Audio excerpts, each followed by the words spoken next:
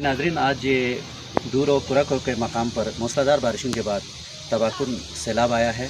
तो मेरे साथ इस वक्त मौजूद है वहाँ का रिहायशी अली। जी अली, अस्सलाम वालेकुम। वालेकुम सलाम जी।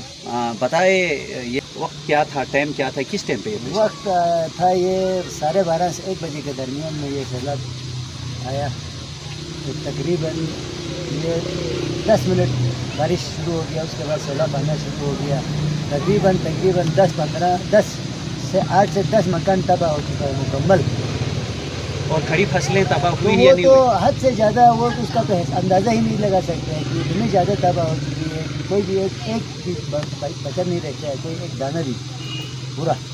जो घरों में उस वक्त टाइम पे लोग मौजूद नहीं थे? मौजूद उस गांव पे हम लोग ज़्यादातर सर्दियों के टाइम में होते हैं। जहाँ पे घर तबाह हुआ है वहाँ पे हम सर्दियों का टाइम में होते हैं, बाकी गर्मियों में हम करिकुम में होते हैं। जी जी, जो रोड का नुकसान बताया जा रहा है कितने किलोमीटर तक हो सकता है? ये तकरीबन 2 किलोमीटर मेरा अंदाजे के मुताबिक, मैं ही रोड खोली हूँ तो 2 किलोमीटर हो गया। ये कम से कम अच्छा जो गवर्नमेंट की ताउन किया तो 2 महीने से पहले ये पास नहीं होता। अच्छा,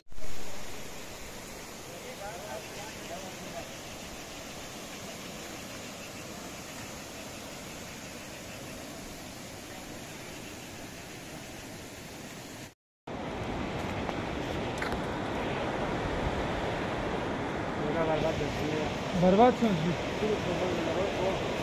रोड में रोड की नहीं है, रोड साफ है।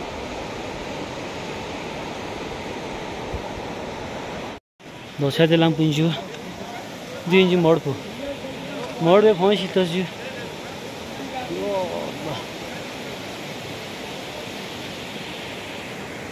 बिल्कुल ख़त्म। ये नहीं क्या खोला पूरा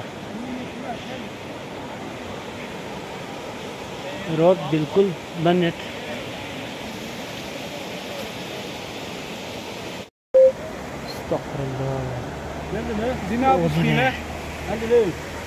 नाचिक बिल्कुल ख़त्म संसद ये इलाका छम सत बिल्कुल